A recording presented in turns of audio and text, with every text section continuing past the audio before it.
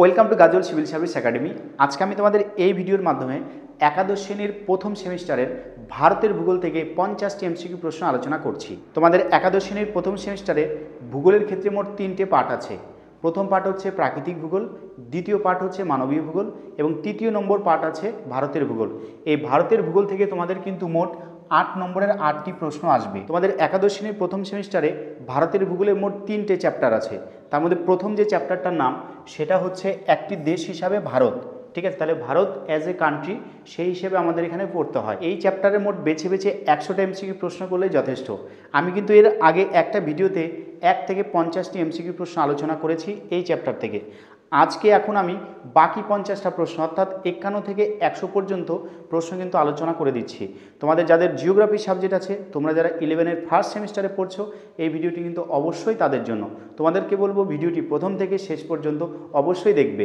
দেখো, প্রথম যে প্রশ্নটা আছে তা হলো ভারতের দ্বিতীয় বৃহত্তম প্রতিবেশী দেশ। ঠিক আছে, তো মনে রাখবে ভারতের সবচেয়ে বড় প্রতিবেশী দেশ হচ্ছে চীন আর 2 নম্বর হচ্ছে পাকিস্তান।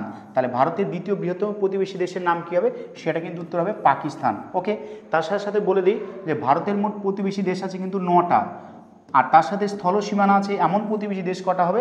সেটা কিন্তু উত্তর হবে 7টা। আর ভারতের সবচেয়ে বড় প্রতিবেশী দেশ কোনটা?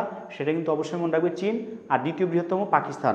আর যদি বলে ভারতের সবচেয়ে ক্ষুদ্রতম প্রতিবেশী দেশের নাম কি, তাহলে সেটা কিন্তু উত্তর হবে মালদ্বীপ। ওকে, দেখো 52 নম্বর প্রশ্নটা দেওয়া আছে যে ভারতের কটি রাজ্যের সঙ্গে বাংলাদেশের সীমানা রয়েছে? ভারতের কতগুলো এমন রাজ্য আছে যার সাথে বাংলাদেশের সীমানাটা কিন্তু টাচ করেছে?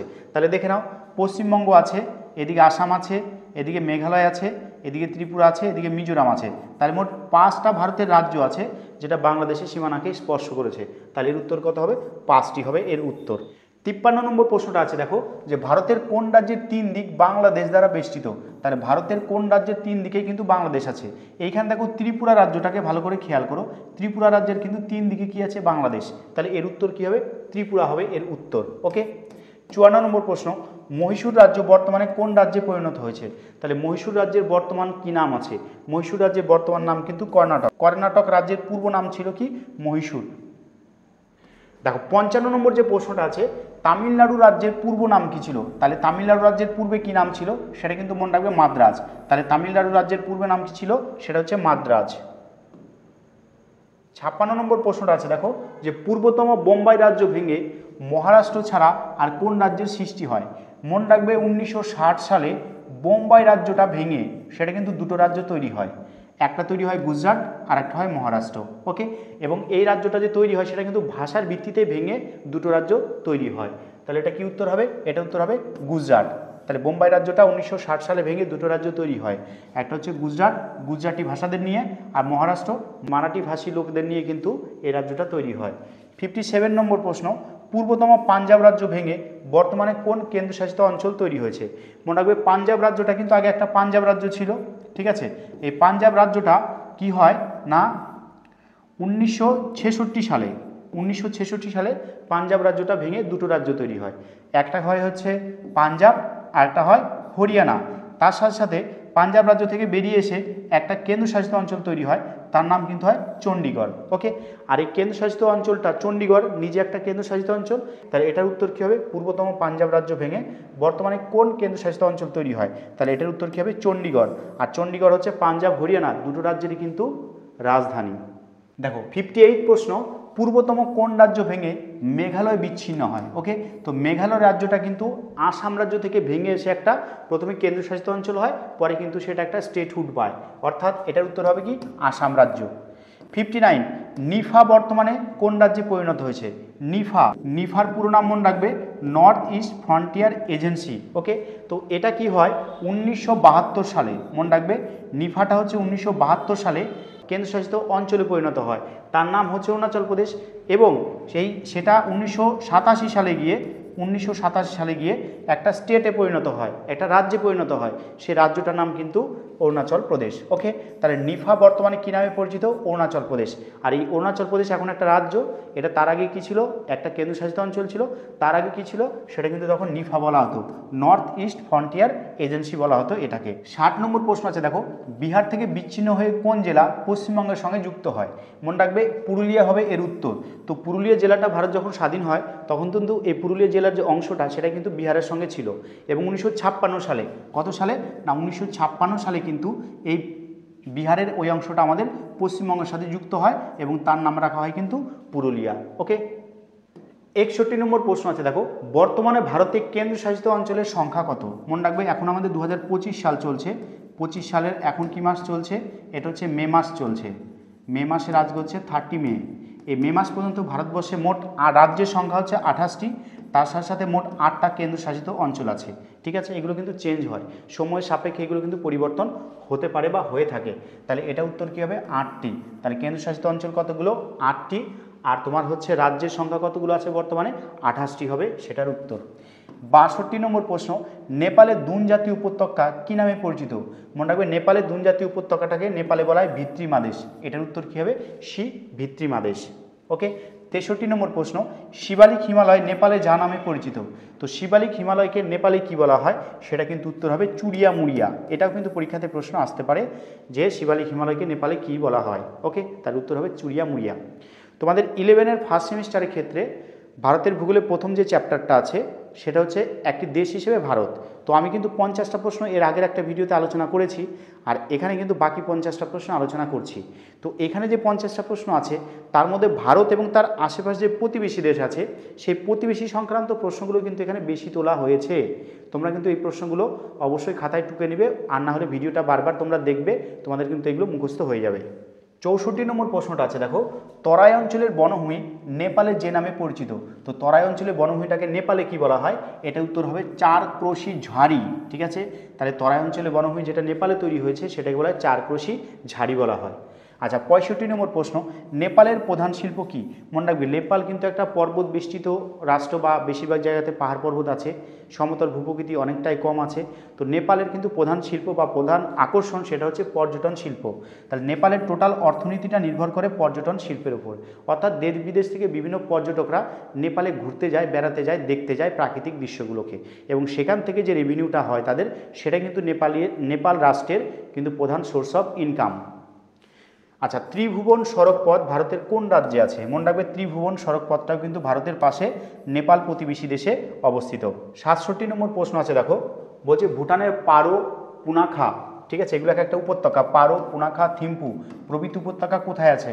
মনে রাখবে নেপালের মধ্যে যে হিমালয়ের দক্ষিণাংশ সেখানে কিন্তু এটা অবস্থিত। ওকে, তো হিমালয়কে মোট উত্তর থেকে দক্ষিণ বরাবর মেনলি 3টে ভাগে ভাগ করা হয়। ওকে, একটা হচ্ছে হিমালয়, একটা হচ্ছে হিমালয়, আর লাস্ট আছে শিবালিক হিমালয়। ওকে, এই হিমালয়ের দক্ষিণ দিকে কিন্তু আছে কি ভুটানের এই পারো, পুনাখা, থিম্পু প্রভৃতি উপত্যকাগুলো। 68 নম্বর প্রশ্ন আছে দেখো, ভুটানের একটি সম্ভাবনাময় শিল্পের নাম লেখো। তো ভুটানের সবচেয়ে সম্ভাবনাময় যে শিল্পটা সেটা কিন্তু সিমেন্ট শিল্প, অর্থাৎ ভুটানে কিন্তু সিমেন্ট শিল্প ডেভেলপড হওয়ার সম্ভাবনাটা ভবিষ্যতে সবচেয়ে বেশি। আচ্ছা, 69 নম্বর, ভুটানের প্রধান অর্থকরী ফসল কি? মনে রাখবে ভুটানের কিন্তু প্রধান অর্থকরী ফসল হচ্ছে বড় এলাচ। তাহলে ভুটানের সবচেয়ে বড় অর্থকরী ফসল কোনটা? সেটা হচ্ছে বড় এলাচ। ওকে, 70 নম্বর যে প্রশ্নটা আছে দেখো, বলছে ভুটানের প্রধান কৃষি উৎপাদক অঞ্চলের নাম কি? তো ভুটানের এর মধ্যে সবচেয়ে কৃষি উৎপাদক অঞ্চল মনে রাখবে পোখরা উপত্যকা। তো পোখরা উপত্যকা কিন্তু ভুটানের প্রধান একটা কৃষি উৎপাদক অঞ্চল। আচ্ছা, 71 নম্বর, ভূগাঠনিক দিক দিয়ে বাংলাদেশ হলো। তো বাংলাদেশও কিন্তু ভারতের একটা প্রতিবেশী দেশ। ওকে, তো ভূগাঠনিক দিক দিয়ে বাংলাদেশটা কি? মনে রাখবে বাংলাদেশ কিন্তু একটা অধভঙ্গীয় পর্যঙ্ক, অর্থাৎ বাংলাদেশ একটা এরকম অধভঙ্গীয় নিচু জায়গাতে অবস্থিত, এরকম একটা নিচু জায়গাতে কিন্তু বাংলাদেশটা অবস্থিত। ওই জন্য দেখবে প্রত্যেক বছর বাংলাদেশে কিন্তু প্রচুর বন্যা হয়। ওকে, যেহেতু বাংলাদেশ একটা অধভঙ্গের মধ্যে অবস্থান করছে, তাই বন্যার ফলে বেশিরভাগ জায়গায় ডুবে যায় এবং সেখানে কিন্তু একটা দুর্যোগ বা বিপর্যয়ের পরিস্থিতি প্রতি বছরই আমরা শুনতে পাই। 72 নম্বর প্রশ্ন আছে দেখো, বাংলাদেশের পার্বত্য চট্টগ্রামের একটি পর্বত শ্রেণী হলো। ঠিক আছে, বলছে বাংলাদেশে তাহলে কি পার্বত্য চট্টগ্রামের একটা পর্বত শ্রেণীর উদাহরণ, সেটা মনে রাখবে সীতাকুণ্ড পর্বত শ্রেণী। এটার উত্তর কি হবে? সীতাকুণ্ড পর্বত। 73 নম্বর প্রশ্ন বলেছে বাংলাদেশের একটি প্রাচীন পলিগঠিত অঞ্চল, এটার উত্তর কিন্তু হবে মধুপুর উচ্চভূমি। তাহলে মধুপুর উচ্চভূমিটা কিন্তু বাংলাদেশের একটা প্রাচীন পলিগঠিত অঞ্চলের নাম। 74 নম্বর আছে বাংলাদেশের উচ্চতম পর্বত শৃঙ্গ হলো। তো বাংলাদেশের উচ্চতম পর্বত শৃঙ্গ কিন্তু কেওক্রাডন। মনে থাকবে কেওক্রাডন হচ্ছে বাংলাদেশের উচ্চতম পর্বত শৃঙ্গ। গোসাইথান কোথাকার উচ্চতম পর্বত শৃঙ্গ? এটা কিন্তু চীনের হচ্ছে উচ্চতম পর্বত শৃঙ্গ। 75 নম্বর, বাংলাদেশের স্বর্ণতন্তু, এটা হচ্ছে স্বর্ণতন্তু, স্বর্ণতন্তু বলা হয় কাকে? অবশ্যই আমরা ছোটোবেলা থেকেই পড়েছি, বাংলাদেশের স্বর্ণতন্তু বলা হয় পাটকে। ওকে, আর পাট উৎপাদনে কিন্তু ভারত প্রথম, বাট পাটজাত দ্রব্য রপ্তানিতে কিন্তু আবার বাংলাদেশ পৃথিবীতে প্রথম। ৭৬ নম্বর প্রশ্ন আছে, দেখো বাংলাদেশে প্রাচ্যের ডান্ডি কাকে বলা হয়? প্রাচ্যের ডান্ডি মনে রাখবে পাট চাষের সাথে যুক্ত। পাট চাষের যে পাটের খড়ি বা পাটের ডান্ডিটা তৈরি হয়, তো ওটার জন্য প্রাচ্যের ডান্ডি বলা হয় বাংলাদেশের কোনো একটা জায়গাকে। কেন বলা হয়? সেই জায়গাতে কিন্তু প্রচুর পরিমাণে পাটের চাষ হয়, তাই একে প্রাচ্যের ডান্ডি বলা হয়। এর উত্তর হবে নারায়ণগঞ্জ। তাহলে বাংলাদেশের নারায়ণগঞ্জে এত পরিমাণে পাটের চাষ হয়, এত পরিমাণে পাটের ডান্ডি বা পাটের খড়িগুলো তৈরি হয়, তো ওটাকে বলছে প্রাচ্যের একটা ডান্ডি। ওকে, তাহলে বাংলাদেশের নারায়ণগঞ্জ প্রাচ্যের ডান্ডি। এটা পরীক্ষায় প্রশ্ন আসতে পারে, প্রাচ্যের ডান্ডি কিসের সাথে যুক্ত? তাহলে এটার উত্তর হবে পাট চাষের সাথে কিন্তু যুক্ত এটা। ওকে, পরের নাম্বার প্রশ্ন, বাংলাদেশের বৃহত্তম কাগজের কর। তো বাংলাদেশের বৃহত্তম কাগজের কর নারায়ণগঞ্জ আছে, বাখরগান আছে, ময়মনসিংহ আছে আর চন্দ্রঘোনা। এটার উত্তর কী হবে? চন্দ্রঘোনা। তাহলে বাংলাদেশের বৃহত্তম কাগজের কলটার নাম কি? চন্দ্রঘোনা। ওকে, ৭৮ নম্বর যে প্রশ্নটা আছে, দেখো বলছে বর্মী ভাষায় বুম ও রোমা। এটা রোমা হবে না, এটার উত্তর হবে ইয়ামা, YOMI, ইয়ামা। তাহলে বর্মী ভাষায় বুম আর ইয়ামা এই শব্দের অর্থ কিন্তু পর্বত, মনে থাকবে। তাহলে এই শব্দের অর্থ কি? বুম আর ইয়ামা এই শব্দের অর্থ হচ্ছে পর্বত। আচ্ছা, ৭৯ নম্বর প্রশ্ন, ভুটানি ছু শব্দের অর্থ কি? মনে রাখবে ছু শব্দের অর্থ কিন্তু নদী। ঠিক আছে, তাহলে ভুটানের ছু শব্দের অর্থ কি? এটা কিন্তু হয় একটা নদী বা নদীকে বোঝায়। ৮০ নম্বর প্রশ্ন আছে, দেখো যে মায়ানমারের সর্বোচ্চ সিংহ কাকাবোরাজি। তাহলে মায়ানমারের সর্বোচ্চ সিংহের নাম কি? কাকাবোরাজি। কোন পর্বত শ্রেণীতে আছে? মনে রাখবে মায়ানমারের সর্বোচ্চ সিংহ কাকাবোরাজি, এটা কিন্তু কুমন পর্বতে অবস্থিত। এখানে মোট 3টা পয়েন্ট দেওয়া আছে, তো সি হচ্ছে উত্তর, যে কুমন পর্বতে কিন্তু মায়ানমারের সর্বোচ্চ সিংহ কাকাবোরাজি অবস্থিত। ৮১ নম্বর প্রশ্ন আছে, দেখো মায়ানমারের একটি মৃত আগ্নেয়গিরি হলো। তো এর মধ্যে মায়ানমারের মৃত আগ্নেয়গিরি কোনটা? মনে রাখবে মাউন্ট পোপো। ঠিক আছে, এটা হচ্ছে মায়ানমারের একটা মৃত আগ্নেয়গিরি। ঠিক আছে। আচ্ছা, ৮২ নম্বর, মায়ানমারের বেশিরভাগ নদী কি? মনে রাখবে মায়ানমারের বেশিরভাগ নদী কিন্তু দক্ষিণ দিকে গিয়ে প্রবাহিত হয়ে মিলিত হয়েছে। ঠিক আছে, তো এটা উত্তর হবে দক্ষিণ বাহিনী। তাহলে মায়ানমারের বেশিরভাগ নদী কি? না, দক্ষিণ বাহিনী হবে এর উত্তর। দেখো ৮৩ নম্বর প্রশ্ন আছে যে মায়ানমারের প্রধান নদীর নাম কি? মনে রাখবে মায়ানমারের প্রধান নদী হচ্ছে ইরাওয়াদি। এই ইরাওয়াদিকে ইরাবতীও বলা হয়, ইরাবতী। ঠিক আছে, তো ইরাবতীকে ইংলিশে উচ্চারণ হয় ইরাওয়াদি। তো মায়ানমারের প্রধান নদীর নাম কি? ইরাবতী বা ইরাওয়াদি। ওকে, ৮৪ নম্বর প্রশ্ন, মায়ানমারের দক্ষিণাংশের জলবায়ু যে প্রকৃতির। তো মায়ানমারের দক্ষিণাংশটা কিন্তু প্রায় নিরক্ষরেখার কাছাকাছি অবস্থিত, তাই সেখানকার জলবায়ুটা কি হবে? অবশ্যই নিরক্ষীয় প্রকৃতির হবে। তো মায়ানমারের দক্ষিণাংশের জলবায়ুটা কি হবে? উত্তর হবে বি, নিরক্ষীয় প্রকৃতির। ৮৫ নম্বর প্রশ্ন, নিচে ভারতের যে প্রতিবেশী রাষ্ট্রের উপর দিয়ে কর্কটক্রান্তি রেখা গেছে, তো এটার উত্তর কিন্তু হবে মায়ানমার। ওকে, তো ভারতের কিন্তু মোট 8টা রাজ্যের উপর দিয়ে কর্কটক্রান্তি রেখা গেছে, আর ভারতের পাশের প্রতিবেশী দেশ মায়ানমার, তার উপর দিয়েও কিন্তু কর্কটক্রান্তি রেখা প্রবাহিত হয়েছে। ওকে, ৮৬ নম্বর প্রশ্ন আছে, দেখো বলছে মায়ানমারের রবার চাষ হয় যে অঞ্চলে। তো মায়ানমার রবার উৎপাদন কিন্তু একটা শ্রেষ্ঠ দেশ। তো মায়ানমারের কোথায় রবার উৎপাদন হয়? এটা মনে রাখবে তেনাসেরিন মালভূমিতে। তাহলে মায়ানমারের তেনাসেরিন মালভূমিতে কিন্তু রবার চাষ হয়ে থাকে বা রবার উৎপাদন হয়ে থাকে। ৮৭ নম্বর প্রশ্ন আছে, দেখো ভারতের কোন প্রতিবেশী রাষ্ট্রে বছরে দুবার বৃষ্টিপাত হয়? তো ভারতের প্রতিবেশী রাষ্ট্র কিন্তু শ্রীলঙ্কাতে কিন্তু বছরে দুবার বৃষ্টিপাত হয়। তো ভারতের ম্যাপের ক্ষেত্রে দেখবে শ্রীলঙ্কাটা এই সমস্ত জায়গাতে আছে। তো দক্ষিণ পূর্ব আয়নবায়ু যখন এভাবে প্রবেশ করে গ্রীষ্মকালে বা বর্ষাকালে, তখন একবার বৃষ্টিপাত হয়, আর যখন উত্তর পূর্ব মৌসুম বা এরকম ব্যাক করে তখন কিন্তু একবার বৃষ্টিপাত হয়। অর্থাৎ শীতকালেও বৃষ্টিপাত হয় এবং গ্রীষ্ম বা বর্ষাকালেও কিন্তু সেখানে বৃষ্টিপাত হয়ে থাকে। ৮৮ নম্বর, নারকেল ভারতের কোন প্রতিবেশী রাষ্ট্রের প্রধান অর্থকরী ফসল? তাহলে নারকেলটা ভারতের কোন প্রতিবেশী রাষ্ট্রের অর্থকরী ফসল? সেটার উত্তর হবে কিন্তু, এটার উত্তর হবে অবশ্যই শ্রীলঙ্কা। ৮৯ নম্বর প্রশ্ন আছে, দেখো শ্রীলঙ্কার বৃহত্তম ও দীর্ঘতম নদীর নাম কি? মনে রাখবে শ্রীলঙ্কার বৃহত্তম দীর্ঘতম নদী কিন্তু মহাবলী গঙ্গা। তাহলে এটার উত্তর কী হবে? মহাবলী গঙ্গা। একটা কথা বলে দিচ্ছি যে তোমাদের একাদশ শ্রেণীর প্রথম সেমিস্টারে ভারতের ভূগোলে যা যা আছে আমি সমস্ত কিছু এমসিকিউ আকারে তোমাদেরকে ইউটিউবে দিয়ে দিব। তোমরা যদি এই কটা এমসিকিউ প্রশ্নই করো, তাহলে প্রতিটা স্কুলেই দেখবে এই প্রশ্ন থেকেই কিন্তু তোমাদের প্রশ্নগুলোকে সেট করবে। ঠিক আছে, তো তোমাদেরকে বলবো প্রথম থেকে শেষ পর্যন্ত কিন্তু ভিডিওটি অবশ্যই দেখবে। আর এরপরে তোমাদের কোন রিলেটেড ভিডিও দরকার, ঠিক আছে, বিশেষ করে প্রাকৃতিক ভূগোল বা মানবীয় ভূগোল, তোমরা কমেন্টে অবশ্যই জানাবে, আমি সেই রিলেটেড ভিডিও কিন্তু তোমাদেরকে আপডেট করে দিব। দেখো ৯০ নম্বর প্রশ্ন, ভারতের যে প্রতিবেশী রাষ্ট্রের কৃষির উল্লেখযোগ্য বৈশিষ্ট্য। তাহলে এই দেশগুলোর মধ্যে কৃষির উল্লেখযোগ্য বৈশিষ্ট্য আছে দেশে এসে, সেটা হচ্ছে শ্রীলঙ্কা হবে উত্তর। ৯১ নম্বর, পাকিস্তানের রৌপ্য সূত্র নামে পরিচিত। তো পাকিস্তানের রৌপ্য সূত্র কাকে বলা হয়? মনে রাখবে কার্পাস পেকে কিন্তু বলা হয় পাকিস্তানের রৌপ্য সূত্র। তাহলে এটার উত্তর কী হবে? কার্পাস হবে এর উত্তর। ঠিক আছে। 92 নম্বর প্রশ্ন আছে, দেখো ভারতের যে প্রতিবেশী রাষ্ট্রের কৃষিকাজ সম্পূর্ণরূপে জলসেচ নির্ভর, সম্পূর্ণভাবে জলসেচের উপর কৃষিকাজটা হয়, সেটা কিন্তু উত্তর হবে পাকিস্তান। এবং পাকিস্তানে একটা জলসেচ প্রথা আছে যেটা বলা হয় ক্যারেজ প্রথা, যেটা পৃথিবীর আর কোথাও কিন্তু এই জাতীয় জলসেচ ব্যবস্থা নেই। ওকে, মাটির তল দিয়ে পাইপ নিয়ে যায় এবং সেই পাইপে করে জল এক জায়গা থেকে আরেক জায়গায় নিয়ে যায়, তো সেটাকে বলা হয় ক্যারেজ প্রথা। এটা পৃথিবীতে কোথায় দেখা যায়? একমাত্র পাকিস্তানে। ওকে। 93 নম্বর প্রশ্ন, ভারতের যে প্রতিবেশী রাষ্ট্রের সমস্ত নদী অন্তর্বাহিনী, অন্তর্বাহিনী নদী মানে ধরো এই একটা দেশ, এই দেশের মধ্যে নদীটা এখান থেকে উৎপত্তি হয়েছে, কোনো একটা জায়গায় গিয়ে শেষ হয়েছে, মানে দেশের বাইরে কিন্তু অন্য কোনো রাষ্ট্রে বা অন্য কোনো দেশে কিন্তু সেটা যায়নি, তো এটাকে বলছে অন্তর্বাহিনী নদী। ওকে, তো এটার উত্তর হবে আফগানিস্তান। তাহলে আফগানিস্তানের সমস্ত নদী কিন্তু অন্তর্বাহিনী নদী। 94 নম্বর প্রশ্ন, আফগানিস্তানের একমাত্র নাব্য নদী সেটার নাম কি?